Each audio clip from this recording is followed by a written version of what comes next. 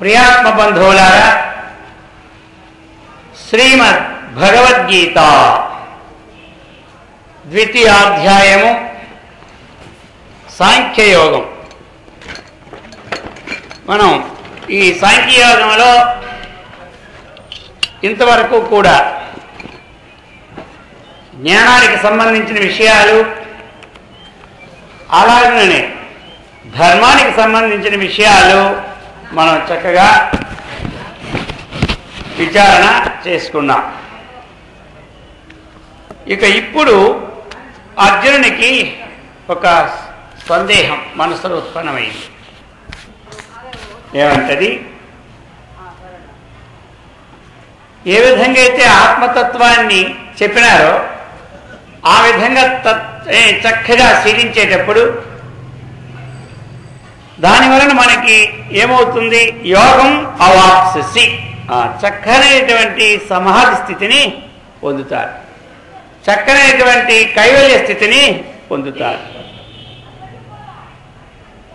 మరి ఆ పొందిన తరువాత అతని పేరు అనేక రకంగా చెప్తుంటారు. ఆత్మ సాక్షాత్కారం పొందినవాడని, స్థిత ప్రజ్ఞుడని, నిర్వికల్పుండని, అసంప్రజ్ఞాత సమాధి గలవాడని, ఈ విధంగా అనేకమైన పేర్లు అనమాట. అవన్నీ ఒకే అర్థాన్నిచ్చే పేరు. ఇక ఇక్కడ స్థిత ప్రజ్ఞుడు అనే పేరుతో తీసుకున్నారనమాట. ఒక దగ్గర ఒక పేరుతో అదే. అయితే మరి ఆ స్థిత ప్రజ్ఞుడు అంటే స్థిత అంటే నిశ్చల అనమాట. స్థిత అంటే ఏమిటి? నిశ్చలం, అది కదలదు, ఒక ప్రతిష్ట అనమాట. అది స్థిత ప్రజ్ఞ అంటే. స్థిత అంటే ప్రతిష్ఠ చేశాం మనం గుళ్ళో దేవుణ్ణి, మనమే కదిలి వెళ్ళి వస్తుంటాం, కానీ ఆయన మాత్రం కదులుతాడా? ఆయన కదలకే ఉండదు. ఎంతమంది ఒకసారి చెప్పినా కదిలితే ఆయన పేరేం పేరు? కదిలితే జీవుడు, కదలకపోతే దేవుడు. మనం అందరం అటు ఇటు కదులుతున్నా కానీ జీవుడు మన పేర్లు. ఆయన కదలకుండా హాయిగా ఉంటాడు కానీ దేవుడు అనమాట. అందుకు స్థిత అంటే నిశ్చల, నిశ్చల అంటే ప్రతిష్ట అనమాట.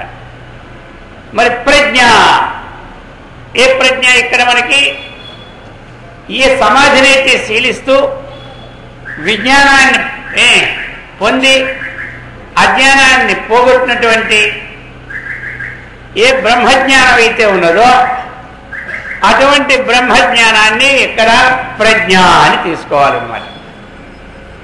అటువంటి బ్రహ్మజ్ఞానాన్ని చక్కగా పొంది నిలకడగలవాడు, బ్రహ్మజ్ఞానాన్ని పొంది నిలకడగలవాడు.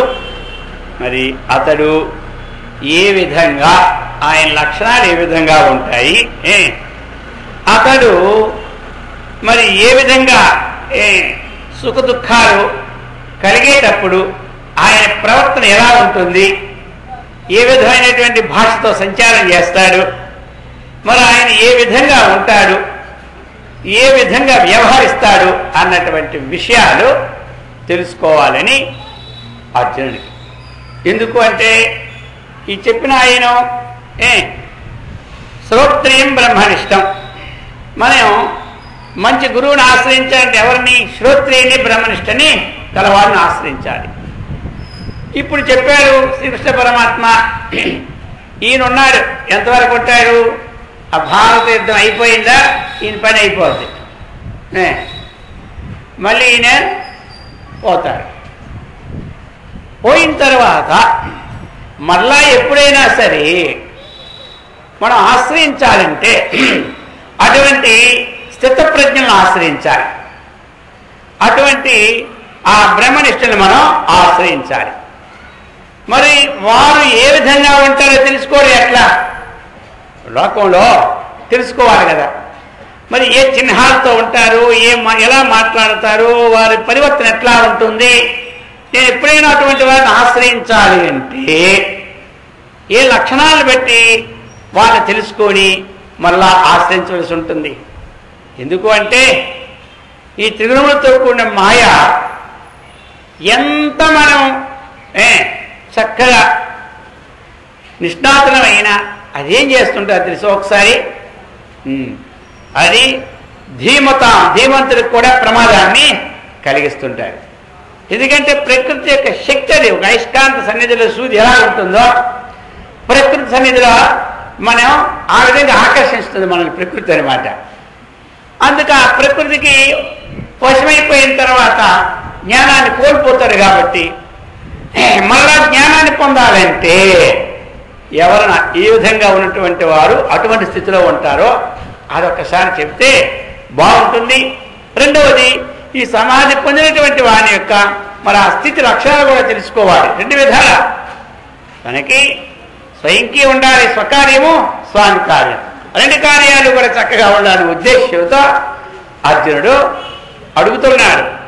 స్థిత ప్రజ్ఞస్య కా భాష సమాధిస్తస్య కేశవ స్థితధీ కిం ప్రభాషేత కిమాసీత వ్రజయేత కిం. ఇక్కడి నుంచి ఈ ఒక్క భాగానికి స్థిత ప్రజ్ఞ లక్షణాలని పేరు భగవద్గీతలో. ద్వితీయాధ్యాయంలో సాంఖ్యయోగం. సాంఖ్యం అంటే జ్ఞానం.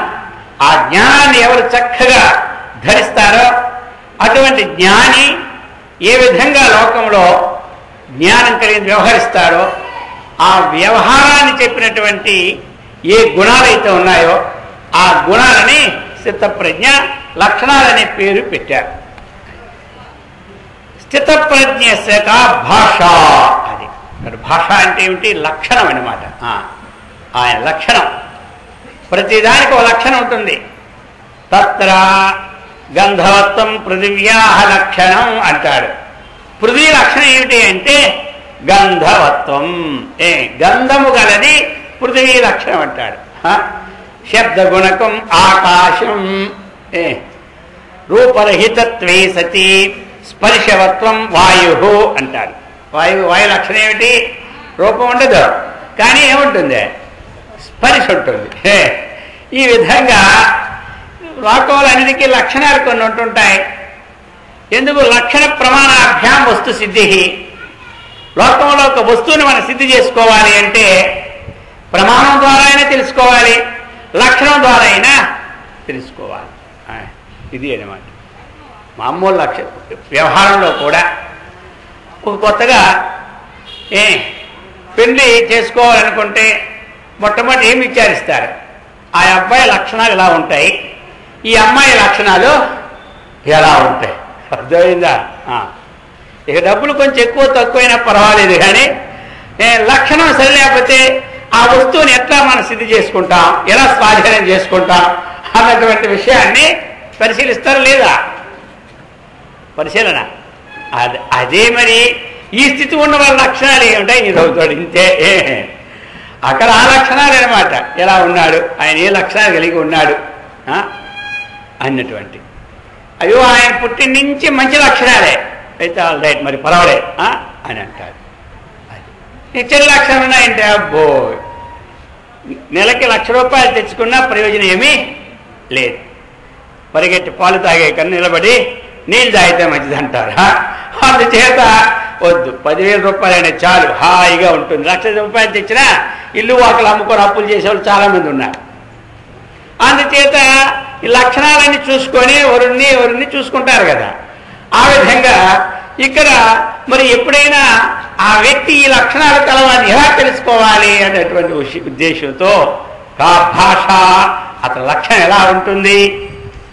ఎవరైనా సమాధిస్తస్య స్థిత ప్రజ్ఞస్య స్థితధీ కిం ప్రభాషేత. అటువంటి ధీమంతుడు ఏ విధంగా లోకములో మాట్లాడతాడు?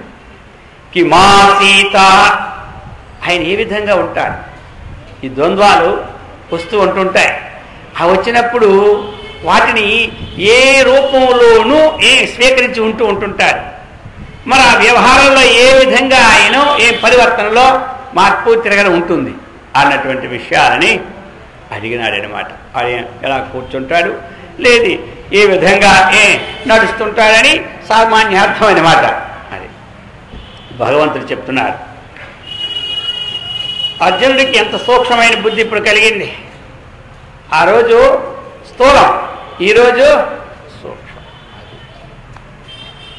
ప్రజహాతి యదా కామాన్ సర్వాన్ పార్థ మనోగతాన్ ఆత్మన్యేవాత్మనా తుష్టః స్థితప్రజ్ఞస్తదోచ్యతే.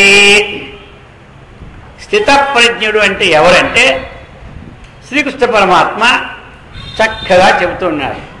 ప్రజహాతి యదా కామాన్ సర్వాన్ పార్థ మనోగతాన్ ఆత్మన్యేవాత్మనా తుష్టః స్థితప్రజ్ఞస్తదా ఉచ్యతే. తదా స్థితప్రజ్ఞ ఉచ్యతే. ఆ కాలంలో ఉచ్యతే అంటున్నాడు. ఏ కాలం ఇక్కడ? శత జయంతి పూర్తి చేసుకున్న కాలం ఏమి కాదు, షష్ఠి పూర్తి చేసుకున్న కాలం ఏమి కాదు. ఇక్కడ కాలం అంటే ఏమిటి? ఆ కాలాలు కావు. 60 ఏళ్ళు దాటిపోవడమో లేకపోతే 100 ఏళ్ళు దాటిపోవడమో. ఆ 100 ఏళ్ళు దాటిన వాడే స్థితప్రజ్ఞుడికి అర్హుడేమో. ఇక్కడే ఆ అర్హతలే. అది బాల్యమో, యవ్వనమో, కౌమారమో, వార్ధక్యమో. దానికి జాగ్రత్త. ఏదో సమయం. ఆ ఏ కాలం అంటే ఆయా కాలాలు ఇక్కడ మనకు ఒక నిర్ణీతం కాదు. ఏ సమయములో ఈ లక్షణాలు ఉంటాయో ఆయనకి భావాలు, అప్పుడే ఆయన పేరు స్థితప్రజ్ఞుడని పిలువబడుతున్నాడు. ఏమిటవి? ప్రజహాతి. ప్రజహాతి చూసండి ఎంత పవర్ఫుల్ అనమాట. జహాతి అంటే విడిచిపెట్టుట సామాన్యంగా. ప్రజహాతి అంటే నిశ్శేషముగా బాగుగా విడిచిపెట్టేయాలి. ఏ విడిచిపెట్టేయాలంటే యదా కామాన్ సర్వాన్ మనోగతాన్. మనోగతాన్ సర్వాన్ కామాన్. కామాన్ అంటే ఏమిటి? కోరికలు అన్నమాట. మన కోరికలకి ఏమి సమాప్తి ఉండదు. అర్థమైందా? దీనికి సమాప్తే ఉండదు అనమాట. ఇక నాకు చాలే హాయిగా ఉంటామన్నమాట. ఎక్కడో పట్టులో ఉండడం కష్టం అనమాట. ఏదో ఒకటి ఎలాగైతే భూమిలో వేర్లు గుచ్చుకుంటూ ఉంటుంటాయో, చెట్టు పెద్దదైన కొద్ది ఎక్కడికి వెళ్తాయి వేర్లు అడిక్కెళ్ళి గట్టి పడతాయి అన్నమాట. అలాగా ఏమవుతాయంటే ఈ కోరికలు లోపలికెళ్ళి గట్టిగా పట్టుకుంటాయి. అందుకని అయ్యా మనోగతాన్ సర్వాన్ కామాన్, మనస్సులో ఉన్నటువంటి సమస్తమైనటువంటి కోరికలను అయి ప్రజహాతి, ఏ సమయంలో విడిచిపెడుతూ ఉన్నావో సంపూర్ణంగా అప్పుడు అతనిని స్థితప్రజ్ఞుడు అంటారన్నారు. ఇంకా ఇంకోటి చెప్తున్నారు ఆ శ్లోకంలోనే, ఆత్మన్యేవాత్మనా తుష్టః. ఆత్మన్యేవాత్మనా తుష్టః. ఆత్మని ఏవ ఆత్మనా. ఇక రెండు ఆత్మలు లేవు, ఇక రెండోది ఒకటే ఆత్మ. అంటే మొదట ఆత్మ అన్నట్టు ఆత్మని అనేది అధికరణం. అది సప్తమి అధికరణం. సప్తమి అంతా అధికరణం అంటారు. ఆ అధికరణం అనేటువంటిది ఆత్మ. సర్వా అంతటా వ్యాపించి చలనం లేకుండా ఉన్నటువంటి ఏదైతే చైతన్యం ఉందో అది ఆత్మ. ఇక ఇప్పుడు ఏది దేని ఎందుకు మనం స్థాపించాలా? ఆత్మనా. అది రెండవది ఏమిటి? ఈ వ్యవహారాలు చేస్తున్నదల్లా అంతఃకరణ. ఆ అంతఃకరణ ఇంతకుముందు మనం చెప్పుకున్నాం, వృత్తి భేదాత్తు 4 విధాలుగా ఉంటుందని.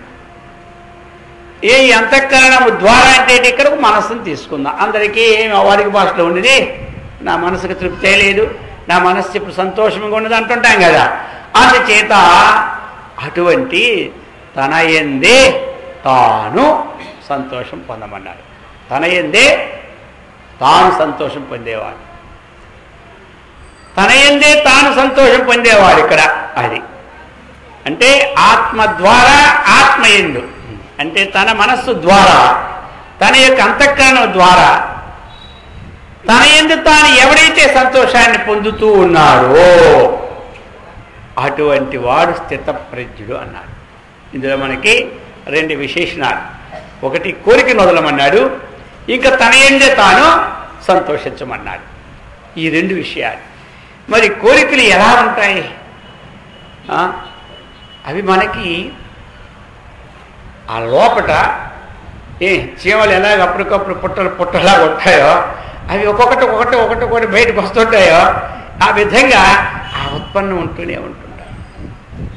ఏ కోరికన్నా అంతకాలేచ, ఇంకా చెప్పుకొచ్చారు భగవద్గీతలో కూడా, నీకు అంతకాలంలో ఏదైతే ఉన్నావో తద్భావం భావిత, ఆ భావాన్ని భావించుకొని ఉంటే దానికి అనుకూలమైనది పొందుతామని చెప్పినాడు.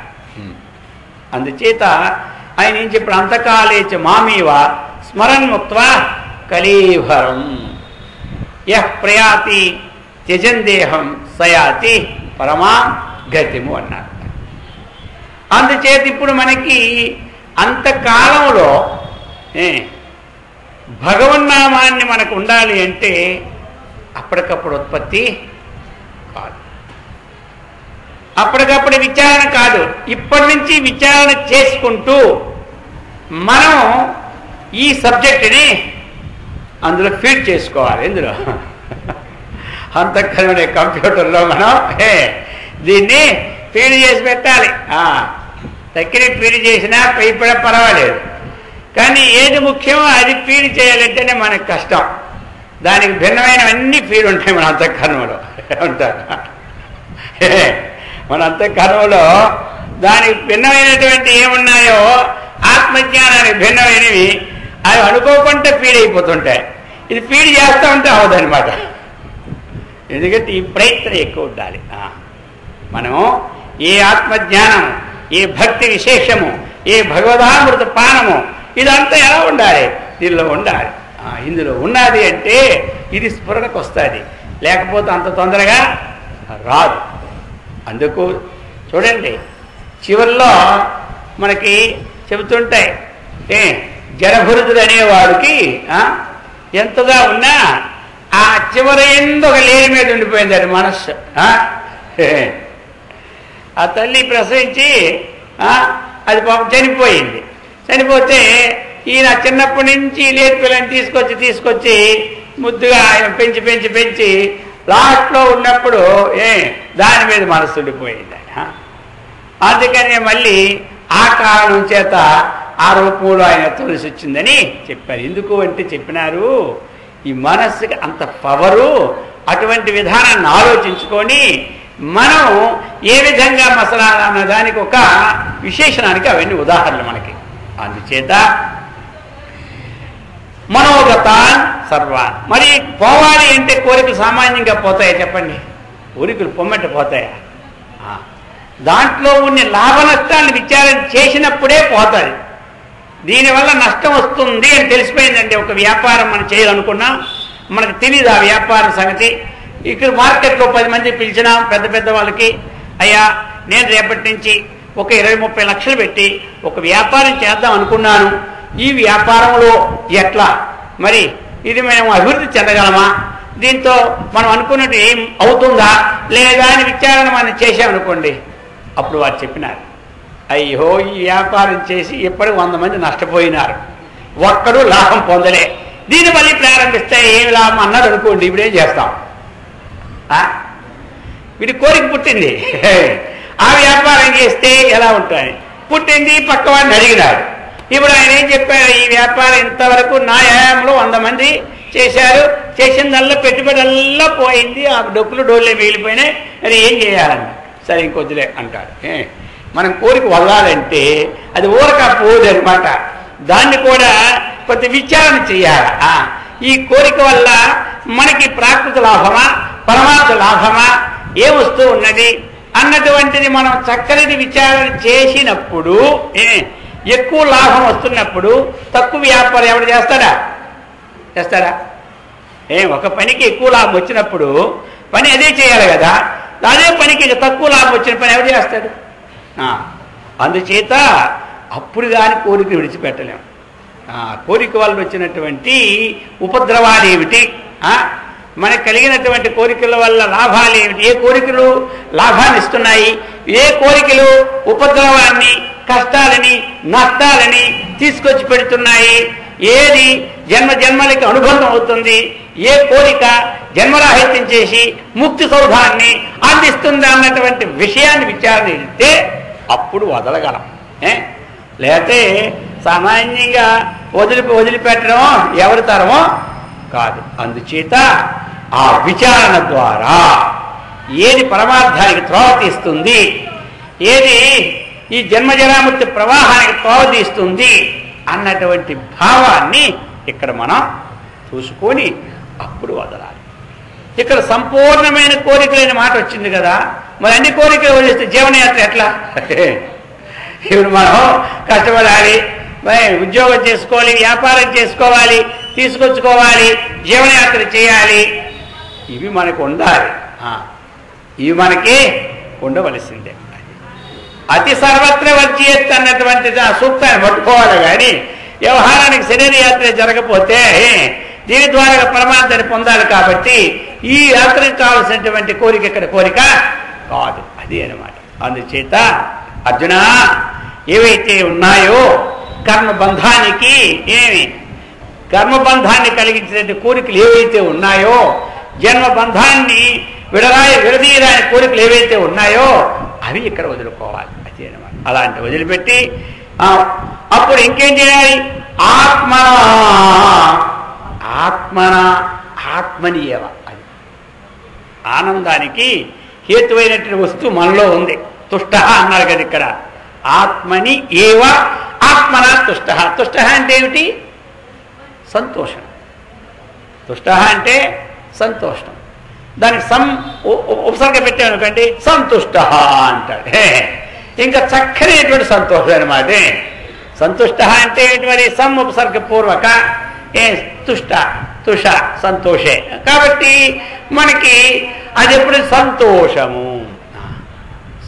తుష్ట ఎక్కడ కలుగుతుందండి ఇది అంటే, ఆత్మ కంటే భిన్నమైనటువంటి విషయాలను సంతోషం ఎప్పుడు మనకి కలగదు.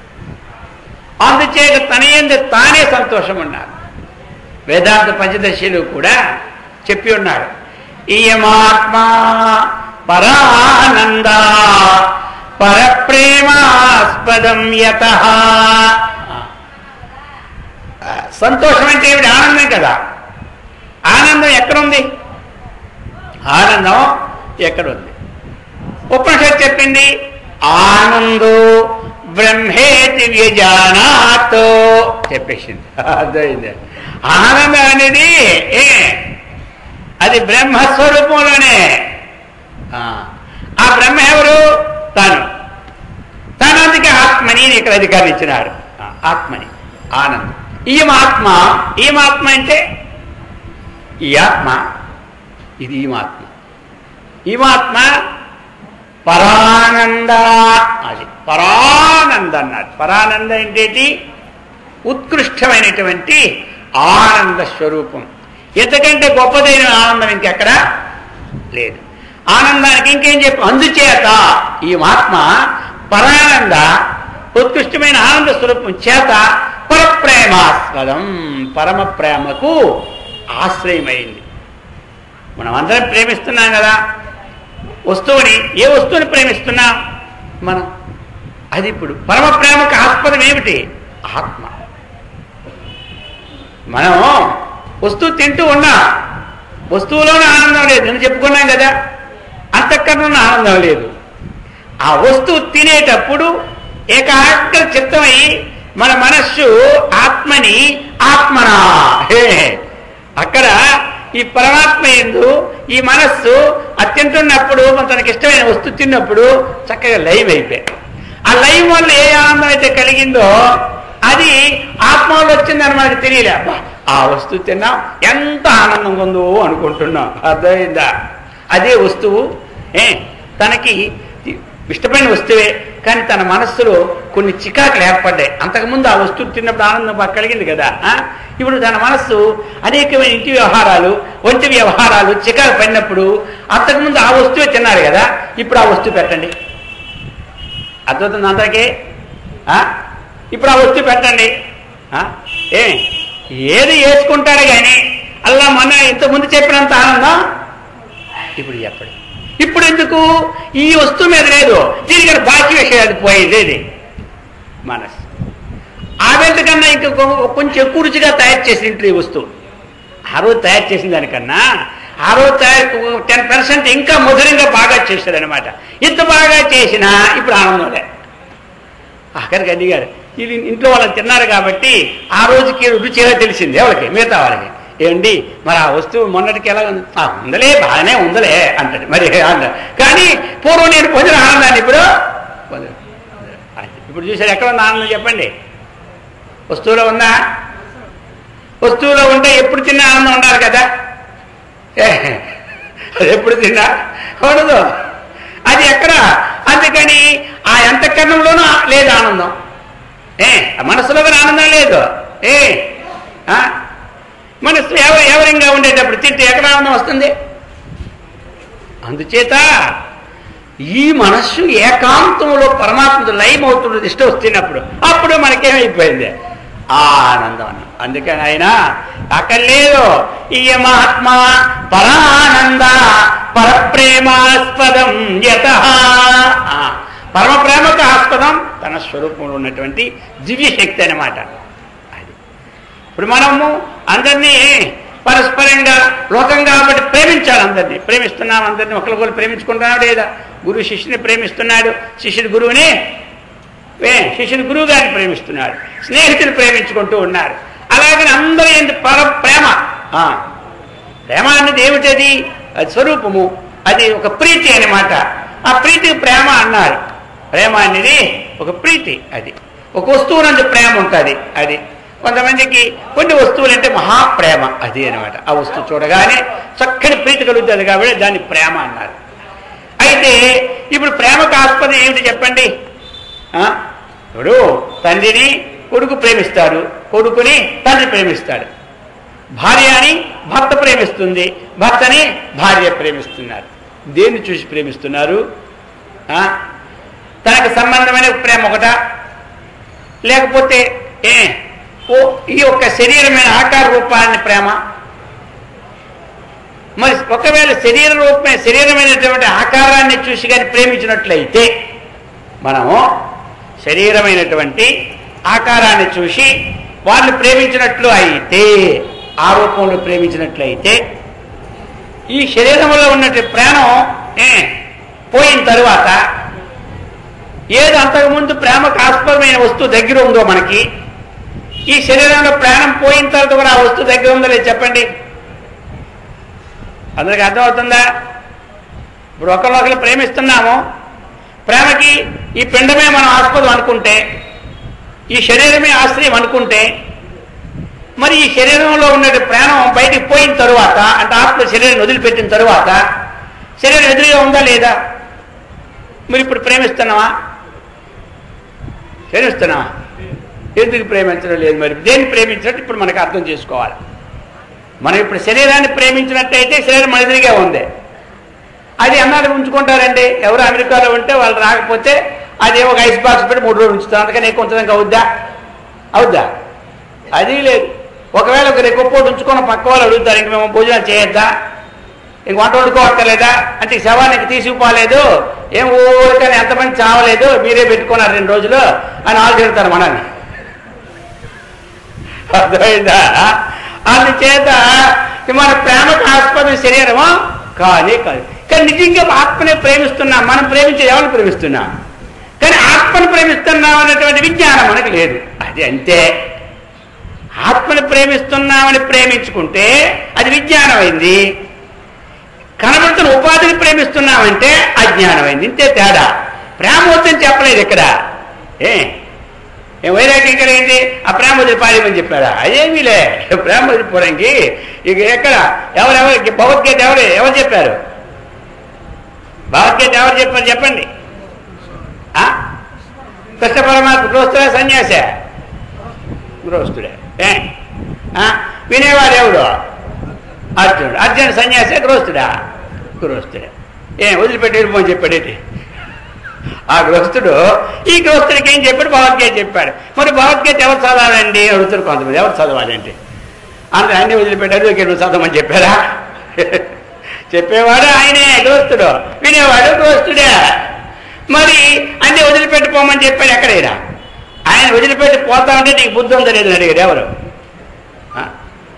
ఆయన అన్నాడు, నన్ను వదిలిపెట్టేవయ్యా దేవుడా, వెళ్ళిపోతాను అడిగిపోవడానికి. నువ్వు ఎవడు అడుక్కునే సన్యాసివా అన్నాడు.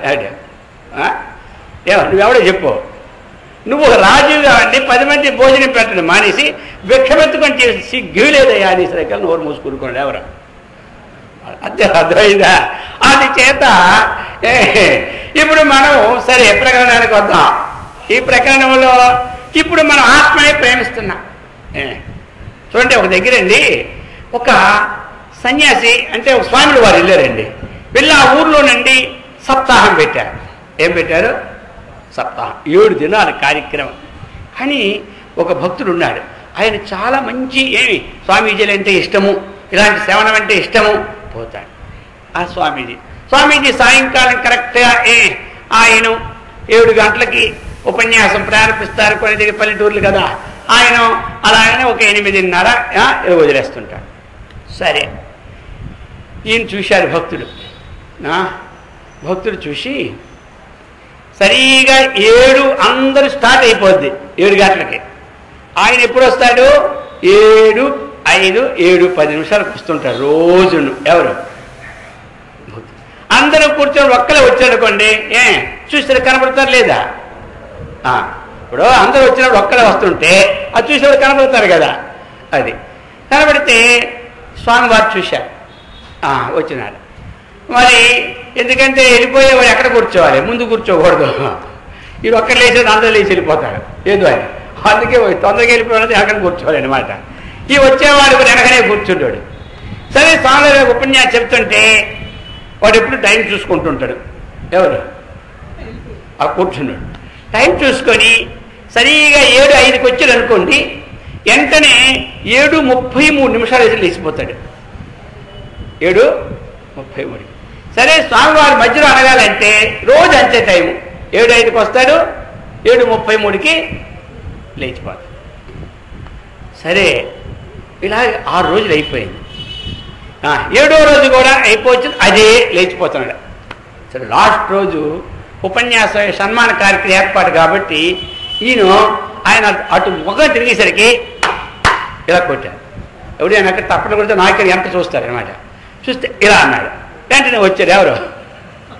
ఆయన వచ్చిన తర్వాత, అయ్యా ఏంటి నువ్వు రోజు కూడా కరెక్ట్ టైం మెయింటైన్ చేస్తున్నావు? ఏం టైము? 6:05కి వస్తున్నావు, 6:33కి పోతున్నావు. ఏంటి కథ అన్నాడు. ఏం కథ అంటే, స్వామీజీ మా తల్లి తండ్రికి నేను ఒక్కడినే కొడుకును. ఏం చెప్పారంటే, నేను ఎక్కడికి ఈ రోజు కన్నా బయటికి వెళ్ళనండి. వాళ్ళతోనే ఎప్పుడు బయటికి వెళ్ళాలి. ఏమంటే వాళ్ళు ఒక మాట, నాయన నువ్వు ఎక్కడికి వెళ్ళినా ఒక అరగంట వరకు ఓర్చుకోగలవు. అరగంట దాటిన తర్వాత నువ్వు కనబడలేదా, ఇక మా ప్రాణాలే పోతాయి. అంత ప్రేమ అండి నా మీద అన్నారు ఎవరు. అందుకని నేను కరెక్ట్గా 33 నిమిషాలకి ఇక్కడ కదిలితే 28 నిమిషాలకి 2 నిమిషాలు నేను అక్కడికి వెళ్ళిపోతా. అంత ప్రేమ. అయ్యో మా ప్రేమ మీకేం తెలిస్తే సన్యాసులు కదండి అన్నాడు ఎవరు. అసలు మా ప్రేమ మీకేం తెలుస్తా, అంత ప్రేమ అంటున్నారు. ఎంత ప్రేమ అన్న, అంత ప్రేమ అయితే నేనేదో ఒకసారి రావాలనుకుంటున్నా మీ ఇంటికి. అయినా ఆ ప్రేమ మీద నీకు ఒకసారి చూపెట్టాలి, ఎంత ఉందో నీకు టెస్టింగ్ చేస్తా. నాకు కూడా ఆశ్చర్యం వేస్తుంది, మీ అమ్మా నాన్నకున్న ప్రేమకి అద్భుతంగా నాకున్నది. అయినా అసలు ఒక్కసారి నేను వాళ్ళని చూడాలి, ఇంత ప్రేమాత్మలు ఎక్కడ ఉంటారు అని అన్నారు ఎవరు. అయితే ఎప్పుడు వస్తారు స్వామి? ఎప్పుడూ లేదు. నేనిగో నువ్వు పని చెయ్యి, ఇప్పుడు నేను చెప్పిన పని చేస్తానంటే చెప్తాను, లేకపోతే వదిలిపెట్టన్నారు. ఏమీ లేదు, నీకు కొంచెం విజ్ఞానాన్ని బోధించాలని నాకు ఉంది. ఏమో నీ మీద రోజును వెళ్ళిపోతుంటే నీ మీదే నా దృష్టి, ఎంతమంది ఉన్నారు కానీ వీళ్ళ మీద దృష్టి పడలే, నీ మీద దృష్టి పడిపోయింది. రోజు 7 రోజులు పెట్టింది. ఎలాగైనా ఈయన ఉద్ధరించాలనుకున్నాను నిన్ను, అందుచేత నేను చెప్పిన పని చేస్తావా? అయ్యో తమరు చెప్పిన పని అక్షరాలా చేస్తాను, మీ చేతిలో చెయ్యి చేస్తున్నాను ఎవరు. సరే ఓ పని చేస్తావా? అయ్యో ఇది ఒక మూలికి ఇచ్చారండి, చిన్న మూలికి అలా తీసి, నువ్వేం చేస్తావంటే నువ్వు ఇంటికి వెళ్ళిన తర్వాత రేపు మరి ఇప్పుడు సాయంకాలం అయిపోయింది కదా, రేపు నువ్వు చక్కగా 10 గంటలు అయిపోయిన తర్వాత ఈ మూలికి వేసుకో. వేసుకుంటే నువ్వేం గాబరా పడకు, నేను నీకు 12 గంటలకు ఒక 10 నిమిషాలు 11:30కే వచ్చేస్తా. అది నీకు 1 గంట అయిపోయిన తర్వాత కొంచెం మార్పు వస్తుంది. నువ్వు ఆ మార్పుకి మనకు నీకు మతి మాత్రం ఉంటుంది. మత్తు ఇంజక్షన్ ఇస్తే ఇక్కడి నుంచి ఎలాగైతే ఇదంతా గట్టి అయిపోతాయి కాళ్ళు చేతిలో, అది మనకు తెలుస్తుంటుంది కటింగ్ చేసినప్పుడు, కానీ అసలు సంగతి ఏం తెలియదు. ఆ విధంగా నీకు మతి మాత్రం ఉంటుంది, కానీ తక్కినవన్నీ గాబరా పడుతూ నేను వస్తాను కదా నీకెందుకు అన్నాడు గురువుగారు. ఏమైనా కొంప ములిగితే ఏం ములగదయ్యా, నీకేం ములిగిపోయిన పని చేస్తానా అని అన్నారు. సరే నీకు ఆ ములిగే దేవుడేది కానీ వచ్చా. సరే మళ్ళీ ఇంటికి వెళ్ళాడు. వేసుకుందాం మా అన్న. అయినా అంతమందికి చెప్పిన గురువు గారు నాకు ఎప్పుడైనా మోసం చేస్తారా? చేయరు, నా మీద మొదటే చెప్పారు నీ మీద నాకు ఎక్కువ పెరిగిందని. కాబట్టి అని వెంటనే ఆ మూలికి వేసుకున్నాడు. మూలికి వేసుకున్నాడు. 1 గంట 1:30 అయిపోయింది, 11:30 అయిపోయిందండి. అయిపోయేసరికల్లా కాళ్ళు అటు వెళ్ళిపోయినాయి, చేతులు ఇటు వెళ్ళిపోయినాయి, అలా పడిపోయినాడు. కొంచెం అలా నీళ్ళు వస్తున్నాయి, ఈ మూతంట అలాగ అయిపోయింది. వెంటనేనండి ఆయనకి పెళ్ళయి కూడా 1 సంవత్సరమే పాపం, 2 సంవత్సరాల కన్నా ఎక్కువ కాదు పెళ్ళయి కూడా. సరే వెంటనే తల్లిదండ్రులు అందరూ వచ్చి చూశారు. అయ్యో అయ్యో అయ్యో అని ఏడుస్తున్నారు అందరూ. ఇలా జరిగిపోయింది. ఏమో నిన్న సాయంకాలం స్వామివారు ఉపన్యాసం రోజు వెళ్తున్నారు, ఎప్పుడు ఈయన ఉపన్యాసకి వెళ్ళి 7 రోజులు వెళ్ళిన తర్వాత ఏమైపోయిందో, యొక్క పరీక్షిత్ 7 రోజులు వెళ్ళిన తర్వాత ఎలా మోక్షం పొందిపోయినాడో ఈయన కూడా మోక్షాన్ని పొందిపోయినాడేమో అనుమానం, వాళ్ళకి పాడు అనుమానం. అర్థమైందా? సరే మొత్తం మీద అంతలోనే 12, 11:30 పాత రూపాయలు ఇసరికి స్వామివారు మెల్లగిల్లారు. స్వామి మీ ఉపన్యాసం నేను నిండి వచ్చి నీవు అయిపోయిన పని అన్నాడు. ఎవరు ఏమైంది అన్నాడు. స్వామి ఏంటి గాబరా ఏమన్నారు? సమయానికి మీరు వచ్చినారు, రక్షకులు మీరు అని. సరే స్వామివారు చూశారు, చెయ్య అంత పట్టుకున్నారు. ఇలా పట్టుకున్నారు. ఏం చేస్తాం? రుణానుబంధ రూపేణ పశుపత్ని సుతాదయ రుణక్షయం యాంతి కా తత్ర పరిదేవన అన్నాడు. అర్థమైందా? అయ్యా ఇది పూర్వజన్మ యొక్క రుణశ్యం కాబట్టి రుణానుబంధ రూపేణ ఎవరు చెప్తారు? ఎంతవరకు ఎవరు రుణం ఉందో అంతవరకు ఉంటుంటారు, తర్వాత పోతూ ఉంటుంటారు. మరి దీనికోసం మనం ఎక్కువగా ఎందుకే ఏడవడం అని అన్నారు. ఎవరు? ఇది వేదాంతం. ఇక అనుకున్నారు. స్వామి అదేం కాదు, వాడు లేకపోతే మేము బ్రతకలేము. అర్థమైందా? అందుచేత ఎలాగైనా వాడిని మీరు రక్షించి బ్రతికించాలన్నారు. సరే కొంతసేపు నాటకం ఆడాలి కదండి, నాటకంలో నాటకం అనమాట. చూస్తాను కాసేపు ఏమైనా ఆలోచన వస్తుంది, భగవంతుడు ఏమిస్తాడో చూస్తా అని ఒక 5 నిమిషాలు ఇలా ఉన్నాడు. మీ పుణ్యం బాగుంది, ఒక్కటి స్ఫురించింది అన్నారు. ఏమిటి స్ఫురించిందంటే ఒక్క విషయం, నీకు ఇప్పుడు వయసు ఎంత అన్నాడు. నాకు ఇప్పుడు 70 అయిపోయింది అన్నారు తండ్రి. ఇంక నీ కొడుకు జీవనం మీద నీకు సంతోషమే కదా అన్నారు. సంతోషమే, అయితే నేను చెప్పిన పని చేస్తావా అన్నారు. చేస్తానన్నాడు. వెంటనే అయ్యా 1 గ్లాసు మంచినీళ్ళు పట్టురా అన్నాడు. సరే 1 నిమ్మకాయ తీసుకురా అన్నాడు. అయితే కొంచెం పసుపు పట్టురా అన్నాడు. తెచ్చేశారు. ఈ నీళ్లు వేశారు. ఇప్పుడు ఓం హైం హ్రీం క్లీం ఫట్ ఫట్ స్వాహ అని ఏవో 10 మంత్రాలు వేశారు అందులో. ఈ మంత్రాలు వేసేసరికి అయ్యా నీ కొడుకు ప్రీతి నీకు ఇష్టమే కదా? ఇష్టమే. అయితే ఒక్క పని, ఎందుకంటే నాకు ఆలోచన వచ్చింది, ఆ శక్తి ఇచ్చాడు భగవంతుడు. ఈ గ్లాసు నీళ్లు నువ్వు తాగు. నీ కొడుకు మీద నిజంగా ప్రేమ ఉన్నావంటే నీకు కొడుకు బ్రతికుండాలి కదా, అంతే కదా, ఉంటాడు. కానీ ఇది నీళ్ళు తాగినంటే నీ ప్రాణం అలా పైకి లేచిపోద్ది, వచ్చి నీ కొడుకులో ప్రవేశిస్తా. అంటే ఆయన ఏం చేశాడు? ఆయన భార్య ముఖం అలా చూస్తున్నాడు. ఎవరు?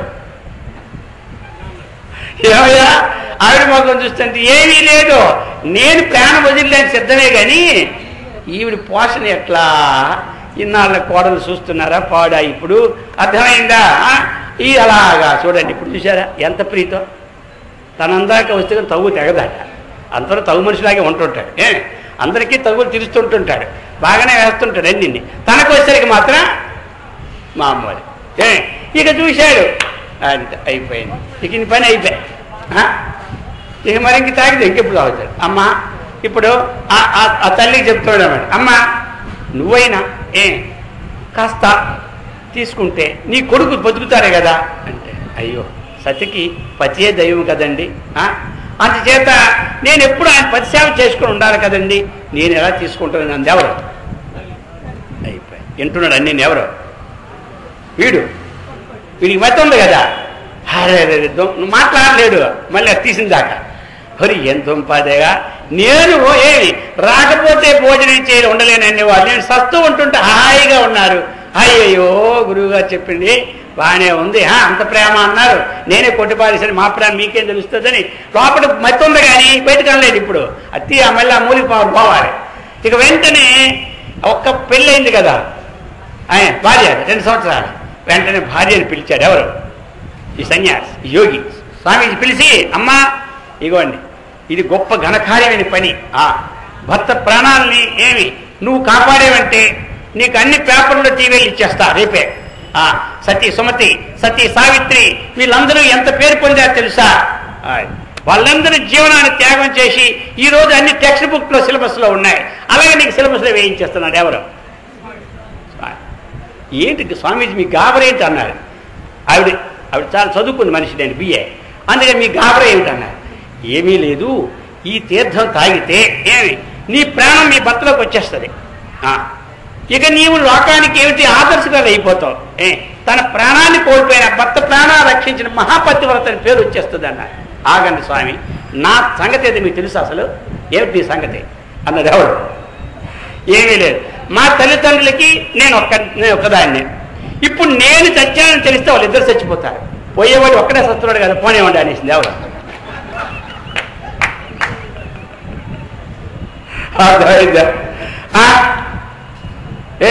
ఇది అనమాట కథ అనుకోండి. అయ్యో నమ్మకురా ఇల్లాలు పిల్లలు బొమ్మలు రాదేవా అని వీడికి రాగం వస్తుంది కానీ బయటకు అనలేకపోతున్నాడు.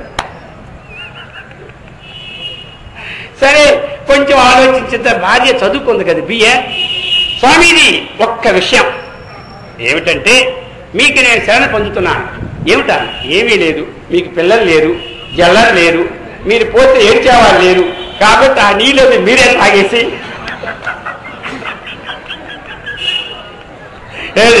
ఆ నీళ్ళు మీరే తాగేసి మా భర్తను బ్రతికించారంటే ఇక్కడ మీరు వెంటనే జైపూర్ ఆర్డర్ ఇచ్చేస్తాం మీ విగ్రహానికి. ఇచ్చి ఆ విగ్రహం తెచ్చి ప్రతి సంవత్సరం 3 రోజులు మీకు బ్రహ్మాండమైన పూజలు చేసుకుంటూ ఇలా చేస్తావు స్వామీజీ అని పట్టుకుంది కాదు. ఎవరు?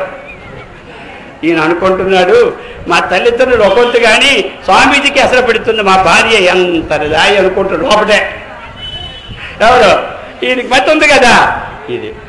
అప్పుడు అనుకున్నాడు స్వామీజీ ఏం చేస్తామమ్మా, మీ ఇంటికి వచ్చిన తర్వాత నా ప్రాణాలైనా తీసిస్తాను, ఈ అబ్బాయికి అదేం పర్వాలేదు, కానీ వీలైతే నా తపశక్తి ధారపోసి చూస్తాను, అప్పుడు తపశక్తి అలా అవ్వలేదు ప్రాణాలు ఇచ్చేస్తాను అన్నాడు. ఎవడు? ఇది తెలియదు సంగతి. వీళ్ళని చూపెట్టడానికి ఎంత ప్రేమ మా ప్రేమ మీకే తెలిసి ప్రేమ అన్నదని టెక్స్టింగ్ పెట్టాడు. ఇది అర్థమైందా? ఇక వెంటనే ఇక ఏదో చేశాడు కిటుకు, అది నొక్కేసినాడు. ఏది నొక్కితే టక్ మనీ మొత్తం తిరుగుతుందో అది నొక్కినాడు అనమాట. అది నొక్కేసాడు, వేసిపోయాడు. గురువు గారు మీరు చెప్పినట్టు అయ్యో వీడు ఎవరు నమ్మకూడదు, పదని మీతో వచ్చేస్తున్నాడు. ఎవరు? ఆయన అన్నాడు సరిపోయేది, నాకే భోజనం పెట్టాలని వస్తున్నారు, ఇప్పుడు నీ వస్తే ఇతనికి ఎవరు పెడతాడు, కాబట్టి నువ్వు ఎక్కడే ఉండు, నీకు సంగతి తెలిసింది కదా అన్నాడు. తెలిసింది కానీ ఎప్పుడైనా ఇంతే కదా, ఇంతేనయ్యా తెలుసుకోవయ్యా ఈ లోకం ఇంతేనయ్యా అన్నట్టుగా, కాబట్టి ఇక బట్టి మాత్రం మీ ఎంత వచ్చేస్తాడు పదండి సార్ అన్నాడు. వద్దులే నువ్వు ఇక్కడే ఉండు, నీవు విషయం తెలుసుకున్నట్టు ఎక్కడున్నా పర్వాలేదయ్యా, అది తెలియకపోతేనే కష్టం, నీకు ఇప్పుడు అంతా తెలిసిపోయింది, నీ ప్రారంభం అనుభవించాలి కాబట్టి నువ్వు ఇక్కడే ఉండు, హాయిగా అనుభవించన్నాడు. అనుభవించి నువ్వు ఇప్పుడు విన్నారు అరగంట కదా ఉపన్యాసం మధ్య వెళ్ళిపోతున్నావు 30 నిమిషాలకే, ఇప్పుడు ఎంతసేపు ఉంటావు నేను చెప్తా అని అన్నాడు. ఎవరు? అయ్యో సారీ మీరు వచ్చిన తర్వాత ఇంటికి వెళ్ళను, ఆ 6 రోజులు మీ దగ్గర ఉండి తర్వాత ఇంటికి వెళ్ళిపోతున్నా అన్నాడు. మీరందరూ ఏమంటారు? అయ్యో మిమ్మల్ని బతికించే వారం ఏంటి 15 రోజులైనా మీ దగ్గర ఉంచుకోండి స్వామి, తర్వాత పంపుతున్నా అన్నారు. ఎవరు? వాళ్ళు ఈ విధంగా అప్పుడు అనుకున్నాడు. అయితే ప్రేమ ఉంటుంది. ఆ ప్రేమ ఎంతవరకు ఉంటుందంటే అలా అంతవరకు. అందుకే ఇప్పుడు నిజంగా ఎవరిని ఎవరు ప్రేమించుకుంటాడంటే తనను తానే ప్రేమించుకుంటాడు. అర్థమైందా? భర్తను భార్య ప్రేమించినా, తండ్రిని కొడుకుని ప్రేమించిన ఎవరి కోసం ఆనందం? వారి కోసమా? వారి కోసమా? వీరి కోసమే. అది తనలోనే ఆనందం. అందుకే ఇక్కడ చెప్పారు ఆత్మని ఆత్మనా ఏవ తుష్టః. అందుకు ఇక్కడ ఎన్ని వదిలిపెట్టమని లేదు, విచారణ చేసుకోవడం. మనకి విచారణ అన్నీ ఏదో వేదాంత విని ఇల్లు వదిలిపెట్టేసి పిల్లల్ని వదిలిపెట్టేసి అది వదిలిపెట్టేది కాదు. మీకు ఇంతకుముందు ఒక ఉదాహరణ చెప్పినట్టుంది. ఒక ఆవిడ ఏం చేసింది, గై వెళ్ళింది.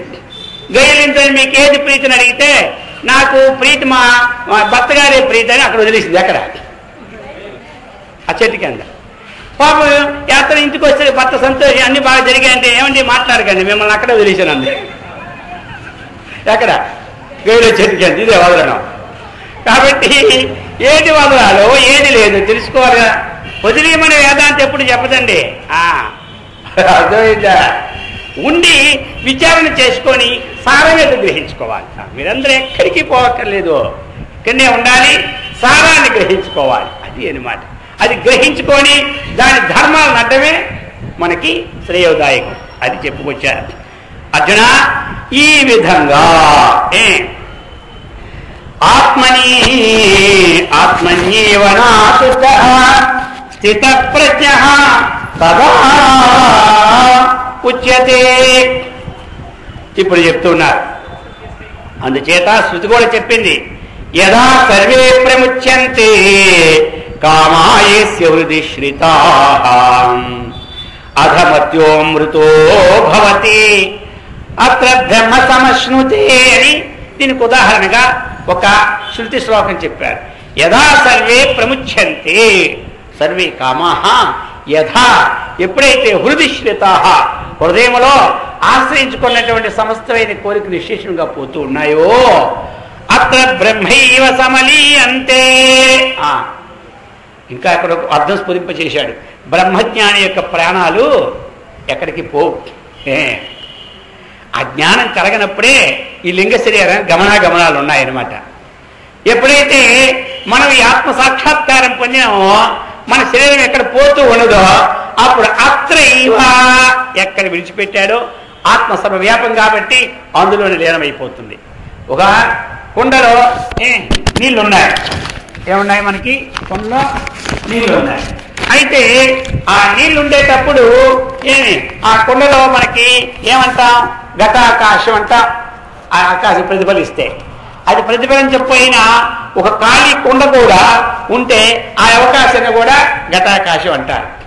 అయితే ఇప్పుడు చూడండి, ఒక ఆయన ఘటం వస్తూ ఒక రాయి విసిరాడు. ఇప్పుడు ఏమైంది? కొండ ఏమైంది? బద్దలైతే ఇప్పుడు అందులో ఆకాశం ఎక్కడ పోయింది? అంతకుముందు అవకాశాన్ని అవకాశం అంటాం. ఇప్పుడు అవకాశం ఎక్కడ పోయింది? అందులోనూ అంతటా వ్యాపించిపోయింది. అలాగనే ఎవరైతే చక్కగా అన్నా ఆత్మతత్వజ్ఞాని ఆయనకి రాకపోకలో లేవు, అక్కడే లీయంతే. అది శాస్త్రం చెప్పింది. అందుచేత ఈ విధంగా చెప్పి ఇంకొక లక్షణానికి వెళ్తున్నారు. దుఃఖేష్వనుద్విగ్నమనాః సుఖేషు విగత స్పృహః వీతరాగ భయక్రోధః స్థితధీర్మునిరుచ్యతే. ఇంకొక పద్ధతిలో ఈయన కూడా స్థిత ప్రజ్ఞే అంటున్నారు. లక్షణాలు దుఃఖేషు అనుద్విగ్నమనాః సుఖేషు విగత స్పృహః వీతరాగ భయక్రోధః స్థితధీర్మునిరుచ్యతే అన్నారు. దుఃఖేషు అంటే ఏమిటి? ఇప్పుడు దుఃఖములంటే మనకి ఇంతకుముందు చెప్పుకున్నాం ఒకసారి.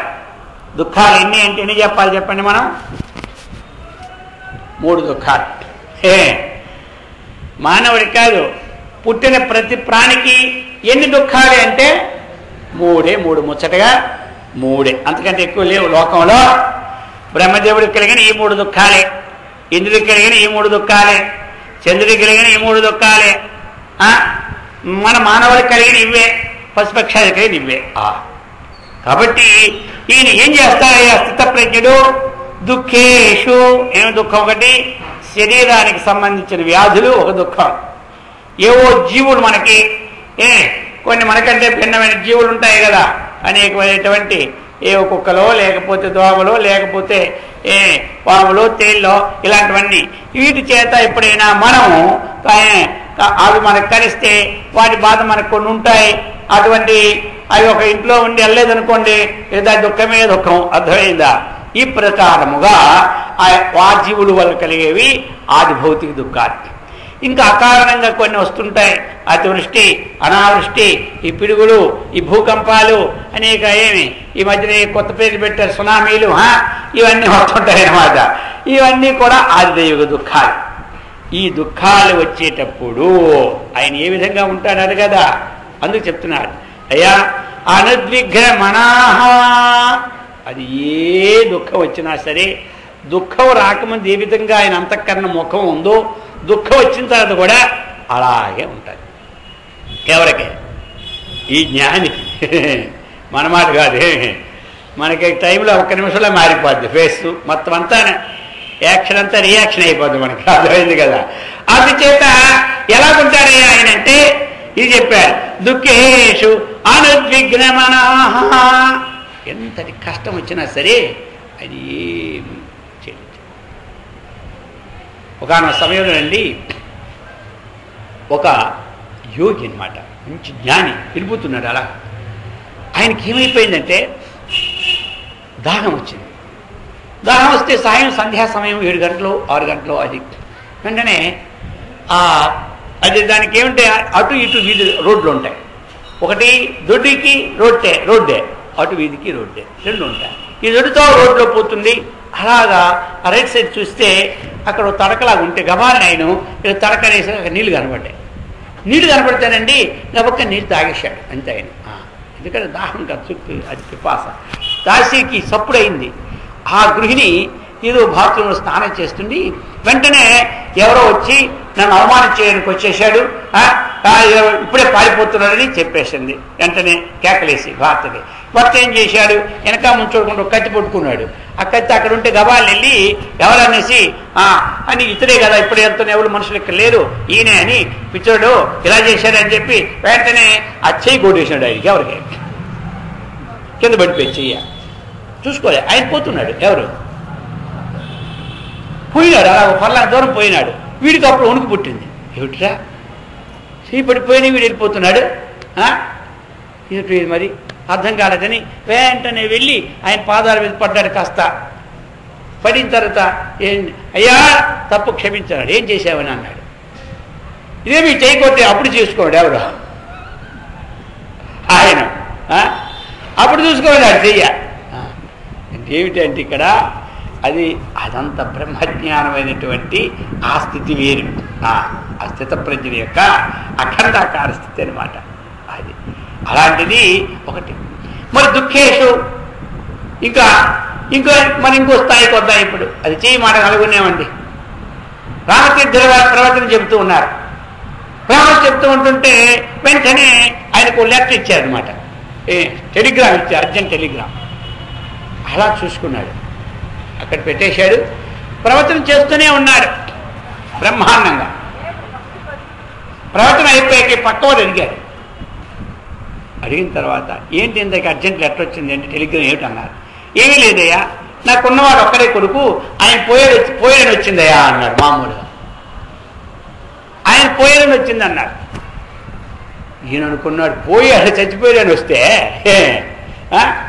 వెంటనే ఎలా ఉండాలి మనిషి, ఆతృపేత రావాలి కదా, అక్కడ ప్రవచనం ఆపేయాలి, దాబరపడాలి. ఏమీ లేకపోయింది అన్నాడు. అది అనమాట అయ్యా అస్థిత ప్రజ్ఞుడు.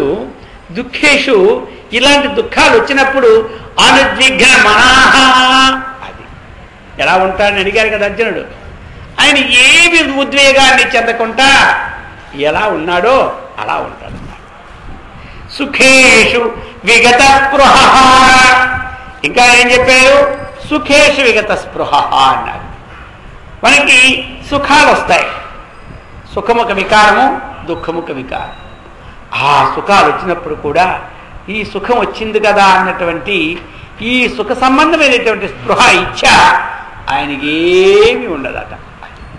ఎందుకంటే తెలుసు, సుఖం పోయినా దుఃఖం, దుఃఖం పోయినా సుఖం, ఈ పుణ్యపాప మిశ్రమ కర్మ కాబట్టి ఇది మానవ జన్మ కర్ణాలు వస్తూనే ఉంటుంది కాబట్టి ఇవన్నీ విచారంతో వదిలే. ఇలా ఉంటాడయ్యా, సుఖం వచ్చినప్పుడు దాని సంతోషం ఉండదు, ఏమి ఇలాంటి బాధ కలిగిన దుఃఖం ఉండదయ్యా అన్నాడు. ఇంకా ఎలా ఉంటుంది అది? ఎందుకంటే ఆయనకి ఏవి అంటాం, ఇవేవి అంటాం. ఎలా అంటామంటే ఇప్పుడు చూడండి, ఇప్పుడు మేఘం నుంచి వర్షాలు పడుతున్నాయా, మనకి వర్షంలో తడుస్తున్నా మనమందరం ఇక్కడ. ఇప్పుడు ఆ తాకిడి మనకి దుఃఖాన్ని కలిగిస్తాయి. పిడుగులు పడ్డాయి, ఆ దుఃఖాన్ని మనకి కలిగిస్తాయి. కలుగుతాయి కదా మనకి. అక్కడ పిడుగు పడిపోయిందంటే అంటేనే ఏమవుద్దు, మనకి గుండెలు అదిరిపోతాయి కదా. పెద్ద పెద్ద వడగళ్ళు వాళ్ళు వాన పడిపోయింది మనకి ఒంటి మీద, ఠంగమని పరిసరికి ఎలాగైంది అంటే పరిగెత్తే పోతా, ఏ ఓపెన్ చేస్తలేదు, తర్వాత చూసుకుందా, ఇది ఇంకా ఎంతసేపు తగ్గినా పెట్టుకుందాం అనుకుంటాం. అలాగనే ఈ మేఘానికంటే పైభాగంలో ఉన్నది ఎవరు? సూర్యుడు.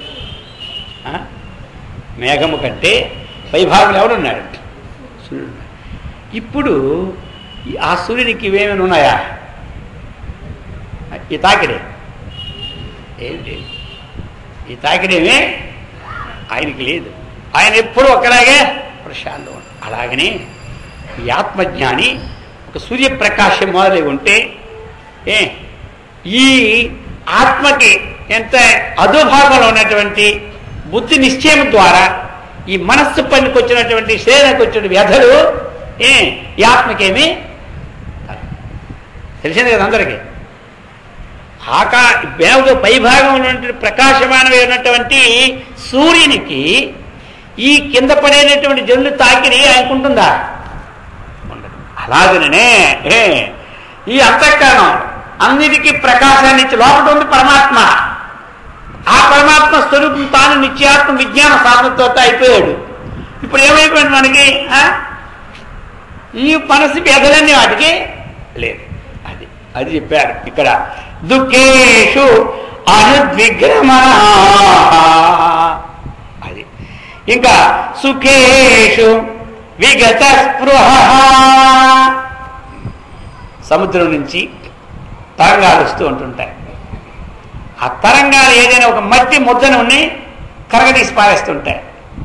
అది ఒక పర్వతం అక్కడ ఉందనుకోండి, ఆ పర్వతానికి తరంగాలు తాకిడి ఎంత తాకినా సరే ఏమైనా అవుతుందా? ఏమీ అవదు. ఇప్పుడు మనం ఈ మధ్యన వచ్చాయనుకోండి, బాంబులు గింపులు వచ్చి పర్వతాన్ని కొట్టేస్తూ ఉన్నారు. మామూలు వాళ్ళకి వెళ్ళి ఇస్తున్నామంటే ఆ పర్వతానికి ఏమీ నష్టం లేదనమాట. అలాగనా ఆ విధంగా ఈ మానసికమైనటువంటి తరంగాలు ఎన్ని వెళ్ళినా ఈ కూటస్థమైనటువంటి నిశ్చయాత్మకమైనటువంటి వ్యవసాయాత్మకమైనటువంటి ఏ పరమాత్మ స్వరూపంలో తాను ఉన్నాడో ఈ తరంగాలు ఆయన తాకిడి ఏమీ చేయలేవు. అందుకు అది చెప్పుకొచ్చారు. సుఖేషు విగత స్పృహ వీతరాగ భయ క్రోధ స్థితధీర్మునిరుచ్యతే. ఇంకా ఎలా ఉంది? రాగము, భయము, క్రోధం, వీత ఇవి పోగొట్టుకోని వాడు ఉండాలన్నాడు. ఈ మూడు. అటువంటి వాడు ఎవడు? స్థితప్రజ్ఞ. ఎందుకు ఈశావాస్యం మీద ఏం చెప్పింది? యస్మిన్ సర్వాణి భూతాని ఆత్మన్యేవానుపశ్యతి తత్ర కో మోహః కశోకః ఏకత్వమనుపశ్యతః. చూశారా? ఈశావాస్యోపనిషత్తు ఆత్మజ్ఞానాన్ని ప్రతిపాదించేది. యస్మిన్ సర్వాణి భూతాని, దేని యందు ఈ సమస్తమైన జీవులు కూడా ఏకత్రా ఉన్నాయని. యోమాం పశ్యతి సర్వత్రా సర్వంచమై పశ్యతి. సమస్త జీవులు తన యందుని, తన స్వరూపాన్ని సమస్త జీవులు ఎందు ఎవడైతే చూస్తూ ఉన్నాడో ఆ స్థితిలో మోహ కశోక అన్నారయ్యా. ఈ శోకమోహాలు ఎక్కడి వెళ్ళి. అందుచేత అర్జున, ఇది ఆధ్యాత్మిక దుఃఖము, ఆది భౌతిక దుఃఖము, ఆది దైవిక దుఃఖము వచ్చినప్పుడు అనుద్విగ్న మనః. చిత్తప్రజ్ఞుడు ఎలా ఉంటాడో అడిగావు కదా, ఆయన ఏమి చేంజ్ ఉండదు. ఇక సుఖేషు అలాగే ఉంటుంది. ఇక ఆయన ఎలాంటి వాడు? రాగము, భయము, క్రోధం, ఈ మూడు ఉండవు. క్రోధం ఉండదు, రాగము ఉండదు. ఎందుకు? విషయాసక్తిని, విషయముల్లో ఉన్నటువంటి తత్వాన్ని విచారణ చేసి దానివల్ల వచ్చిన దానికి విషయం కోసం కావాల్సిన కష్టమెంతో గ్రహించాడు. సుఖమల్పం బహుక్లేశం విషయగ్రాహిణాం నృణాం అన్నటువంటి దాన్ని వంట పట్టించుకోండి. కాబట్టి రాగం లేదు, భయం లేదు. భయం ఎందుకు లేదు? ఆత్మకి చావు లేదు, చెప్పాడు కదా. ఆత్మకి శరీర హన్యమానేసే ఆత్మ నహాన్యతే. కాబట్టి నేను ఆత్మస్వరూపమును కానీ శరీరంలో నేను కాదని విజ్ఞానం వచ్చేసింది కాబట్టి ఆయనకి భయం లేదు. కానీ శరీరము కంటే భిన్నమైన ఒక ఆత్మ ఉంది, అది లేని అనే విజ్ఞానం ఇంకా మనకు కలగలేదు కాబట్టి భయం కలుగుతుంది. ఇంతే తేడా. అందుచేతయా ఆయనకి భయము కానీ క్రోధము కానీ లేదు. అటువంటి వాడు స్థితధీర్మునిరుచ్యతే అని చెప్పారు. విశాల ఎలాగైతే చిత్తప్రజ్ఞ లక్షణాలు అంత గొప్పవి. ఇంకా చెప్తున్నారు, యస్సర్వత్ర అనభిస్నేహ తత్ప్రాప్య శుభాశుభం నాభినందతి నద్వేష్టి తస్య ప్రజ్ఞా ప్రతిష్ఠిత అన్నారు. ఇంకా ఎవరయ్యా అంటే ఈ లక్షణాలు ఏమున్నా చిత్తప్రజ్ఞులే అన్నమాట. యహ ఎవడు సర్వత్ర అనభిస్నేహ. అభిస్నేహం అంటే సంబంధం, దాన్ని అంటుకోవడం. అనభిస్నేహ అంటే సర్వత్రా అన్నప్పుడు చూడండి, అన్ని వ్యవహారాలను తెల్లవారులేసి సాయంకాలం వరకు మన ఇంటి వ్యవహారాలు కానీ, ఆఫీస్ వ్యవహారాలు కానీ, రాజకీయ వ్యవహారాలు కానీ, ఏ వ్యవహారాలు ఎన్ని శీలిస్తూ ఉన్నామో ఆ అన్నిట్లో కూడా అనభిస్నేహ అంటుకోకుండా ఉన్నవాడు సంబంధం. ఎప్పుడు అంటుకోం మరి మనము? మనకి ఏది విశేషమైనది, ఏది సామాన్యమైనది అని తెలిస్తే ఆ విశేషమైన దాన్ని ఆశ్రయించి సామాన్యమైన దాని ఆసక్తిని తగ్గించుకుంటాం. ఆ ఆసక్తే అంటుకోకుండా ఉంటుందన్నమాట. అది ఈ ప్రకారముగా ఇక్కడ వ్యవహారాలు చేయకపోతే కుదరదు, చెయ్యాలి వ్యవహారం. ఇక వ్యవహారం వరకే ఉంచాలి. అదే మళ్ళీ ఇంటి దగ్గర, భోజనాల దగ్గర, అన్నిటి దగ్గర పెట్టుకుంటే ఏమవుతుండదు. అక్కడ చేయవలసి వచ్చింది చేశాడు, అయిపోయింది. అక్కడితో ఆ పని అయిపోయాయి. అక్కడితో అయిపోద్ది అంతే. ఇంటికి వచ్చావా మళ్ళీ ఈ పని, ఎక్కడిది అక్కడ అనభిస్నేహ. అలా ఉండాలి. వ్యవహారం 10 మందిలు ఉన్నప్పుడు చేయకపోతే కురుతుందా? అది అక్కడ చేసేయడం అయిపోయి. అందులో నేను ఉండవల్లే ఏమి ఆ వ్యవహారం తెగింది కానీ లేదా తెగుతుందా అనేది మన మనసులో పడిపోయింది అనుకోండి. ఇక చెప్తూనే ఉంటుంది, ఈ పక్కోడికి, ఆ పక్కోడికి, వారికి, వీరికి. ఇదేమైపోయింది? అభిస్నేహం అయిపోయింది అనమాట. అనభిస్నేహం కాలే. ఈ విషయాలన్నీ కూడా కార్యక్రమాల్లో ఒక యజ్ఞం చేశాం, ఒక యాగం చేశాం, ఒక పూజ చేశాం, ఒక జపం చేశాం. ఎవరి కోసం చేశాం? తన్ను తాను ఉద్ధరించుకోవడానికి చేశాం.